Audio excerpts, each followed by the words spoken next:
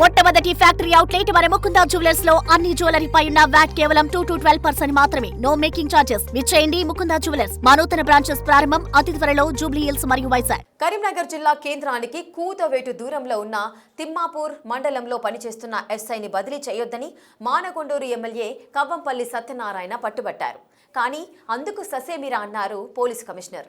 దాంతో పంచాయతీ కాస్త జిల్లాకు చెందిన ఓ మంత్రి వద్దకు చేరింది. మంత్రి స్పందించి సిపికి ఫోన్ చేశారు. మరిప్పుడు ఏమైంది?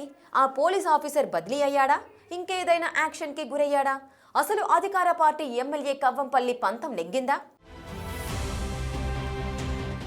పైకి చూడ్డానికి అంతా తమ చేతుల్లో ఉందని అనుకుంటారు.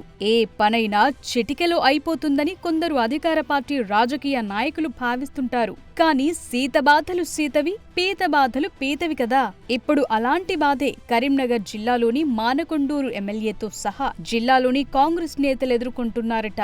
కరీంనగర్ జిల్లా కేంద్రానికి కూతవేటు దూరంలో మంచి డిమాండున్న తిమ్మాపూర్ మండలం ఎల్ఎండి పోలీస్ స్టేషన్లో సబ్ ఇన్స్పెక్టర్ గా పనిచేస్తున్న శ్రీకాంత్ ప్రస్తుతం సెలవులో ఉన్నారు. ఆయన బదిలీ జరిగినట్టు సమాచారం.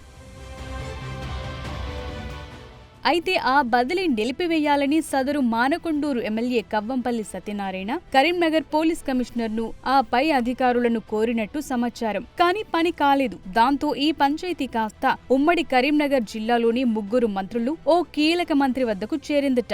ఏకంగా ఎమ్మెల్యేనే వచ్చి అడిగారు. పైగా ఇప్పుడు కాంగ్రెస్ ఎస్సీ సెల్ అధ్యక్షులుగా కూడా ఆయన ఎన్నికయ్యారు. ఈ క్రమంలో మంత్రి కూడా చొరవ తీసుకుని సదరు సిపికి కాల్ కలిపారు. కానీ సిపి గారు అప్పటికే ఎస్ఐ బదిలీ అయిపోయిందని సెలవిచ్చారట. ఈ మొత్తం ఇన్సైడ్ పంచాయతీతో కవ్వంపల్లి సిపి గౌస్ అలంపై గుస్సాగా ఉన్నట్టు ప్రచారం జరుగుతోంది.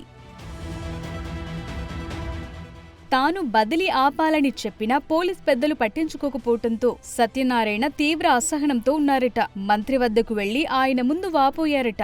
ఆయనతో పాటే జిల్లాలోని మరికొందరు కాంగ్రెస్ నాయకులు కూడా మంత్రి ముందు సదరు పోలీస్ అధికారుల తీరుపై కంప్లైంట్ చేశారట. ముఖ్యంగా కరీంనగర్ జిల్లాలో అధికారులు, పోలీసులు ఓ కేంద్ర మంత్రి చెప్పినట్టు వింటున్నారే తప్ప రాష్ట్రంలో అధికారంలో ఉన్న కాంగ్రెస్ మంత్రులు, ఎమ్మెల్యేలు చెప్పినవి బేఖాతరు చేస్తున్నారని కవ్వంపల్లితో పాటు మిగిలిన నేతల మంత్రిగారి ముందు ఆవేదన వ్యక్తం చేశారట.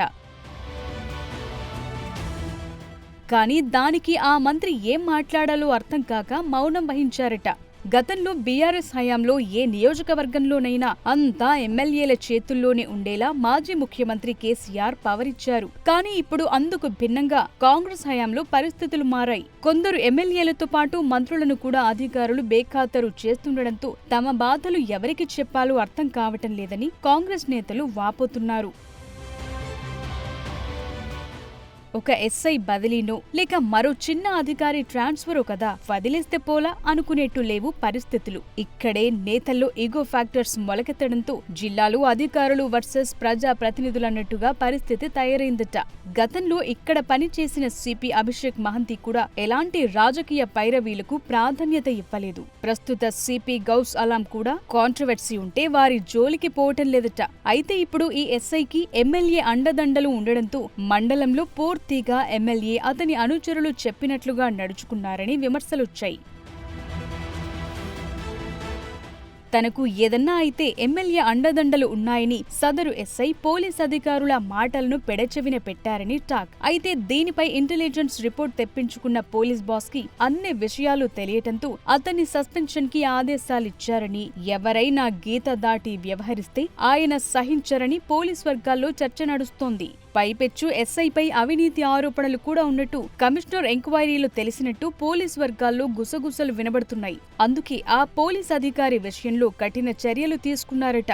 ఆ క్రమంలో రాజకీయ ఒత్తిళ్లు పెరిగిపోవడంతో పోలీస్ కమిషనర్ గౌస్ ఆలం సెలవుపై వెళ్లిపోయారట. మరి ఈ పొలిటీషియన్స్ వర్సెస్ పోలీస్ అధికారుల మధ్య వార్లో ఎవరిది పైచేయి అవుతుందో చూడాలి.